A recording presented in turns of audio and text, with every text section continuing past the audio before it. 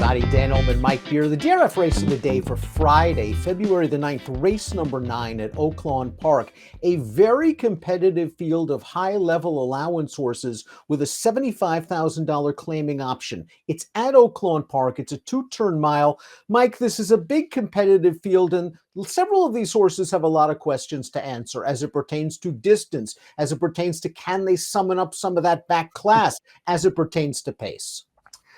Yeah, exactly, Dan. I mean, to me, it was a game of who do you trust in a lot of ways here. Who wants to go this far? Several horses, it feels like the ones that are in good form in particular, maybe they don't really want the two-turn mile. There are some horses with back races who are coming off of poor performances. There's a lot going on here. It's a pretty interesting race. And our friends at Timeform US believe that this pace will be fast. Remember, there is the short stretch of the mile run at Oaklawn. Maybe that'll help some of these front runners.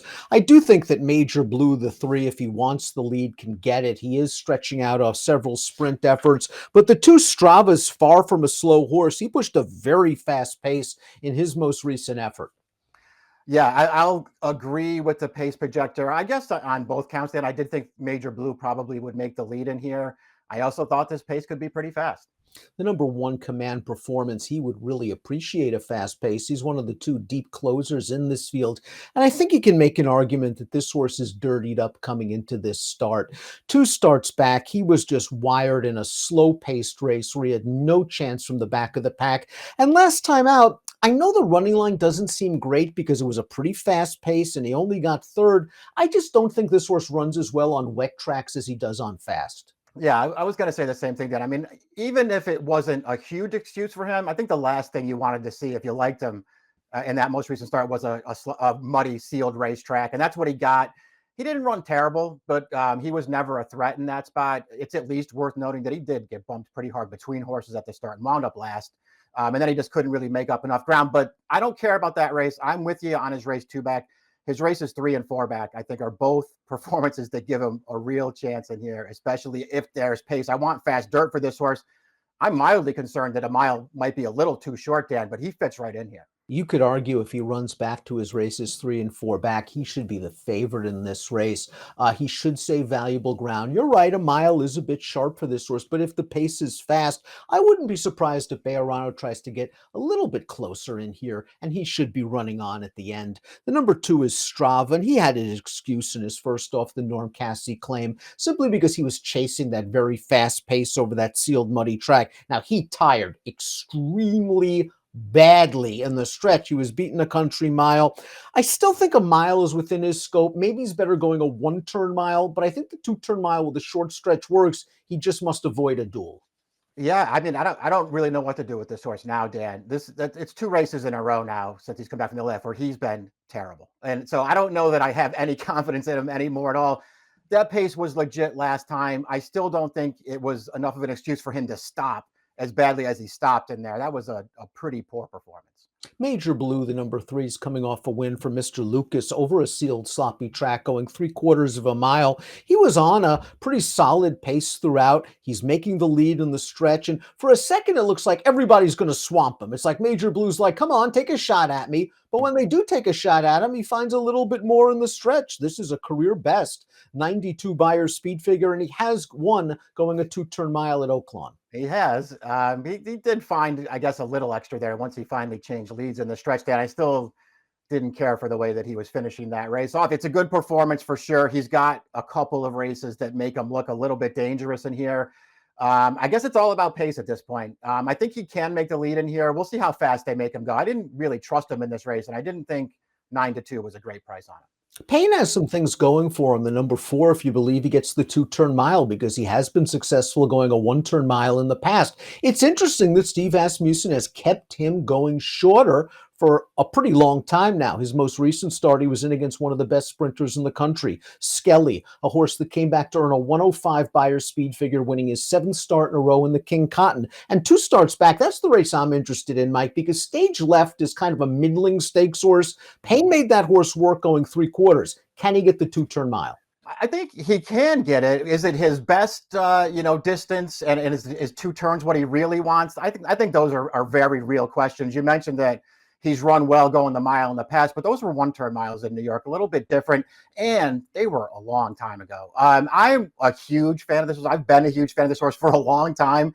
He doesn't win that often, and I'm not sure that I love him stretching out. That being said, he's good enough to go with these horses. He's a great price on the morning line, and I will use him in this race. The question for Payne is the 2-turn mile. The question for the 5 Mask Parade, your morning line favorite, is can he run anymore? When he could run, he was pretty good, as we saw when he won the Ohio Derby in 2021 and then ran third in the Jim Dandy at Saratoga. Pickings have been slim for this horse since. He was claimed for $80,000 out of his last race at Churchill Downs, a race where he tried to make a 5-wide move into it on the second turn before flattening out. He's been laid off by Diodoro. I wonder if he's just started to get with the program. 3-to-1's light because there are question marks, and the mile might be sharp for him. But if he finds himself, he's tough. Glad you pointed out the price tag, because that's the real sticking point with this horse. Obviously, he's got races that make him tough. How short do you want to go on him? I guess is your call. He didn't come back as a 5-year-old last year any good at all. He just didn't really run any good races. That's why he was in for the 80, and I still think it could be a pretty good claim for these connections. We'll just see how it all turns out. My problem with him, beside the price, Dan, is I know he got good for about 5 minutes as a 3-year-old. I was never a fan of this horse even then. And I just don't want a short price on him here. I realize that he can win. I think Hayes Strike is somewhat interesting, Mike. This is a horse that was running for a year on a regular basis without a break. So the fact that Kenny McPeek put him on the sidelines for a while doesn't bother me as it usually would if it was a horse that ran 2 or 3 times and then went immediately to the sidelines. This horse showed promises when placed in the right spots. Spots like the Texas Derby 3 starts back when he got up in the last stride. Put him in races like the Ohio Derby and the Indiana Derby against the Two Phils and the Verifyings of the world. It didn't work out. But this is a race where he gets some pace, and I think he's well entered. I'm going to agree with all that stuff. I don't know. I think it's still a question of how good he actually is. But you're right. When they run him in the right races, he does tend to show up. And maybe this is just the right race, even with the layoff in play here. He is going to have to be ready off the layoff, Dan. I don't love his running style. I don't. Maybe he's the best closer in the race. I don't think that he is, but maybe he is. And the race should set up for him. I'm not betting him in this race. I'll be interested to see how he runs. Santos Dumont, the number 7, finished ahead of Mask Parade in that race at Churchill Downs back in September. While Mask Parade is going to be coming to this race off of a layoff, Santos Dumont already has a race at this meet. It was over a muddy track. He was close to a fast pace. He tired very badly. Is it a situation where he needed one, the muddy track didn't help matters, and you can maybe give him a mulligan? I mean, those things are all possible. The 20-to-1 morning line makes it a little bit more worthwhile to maybe look at him that way, Dan. My God, was he bad last time? Yeah. I mean, I don't know. It wasn't that long a layoff. I realized there was a layoff and play there. It wasn't that long of a layoff. This horse got a perfect trip in that race. He walked up on the leaders on the second turn there like he was going to win for fun. And as soon as he got there, he was dead empty and he just stopped running in there. I was very disappointed with that performance. He could easily bounce back. I don't trust him anymore.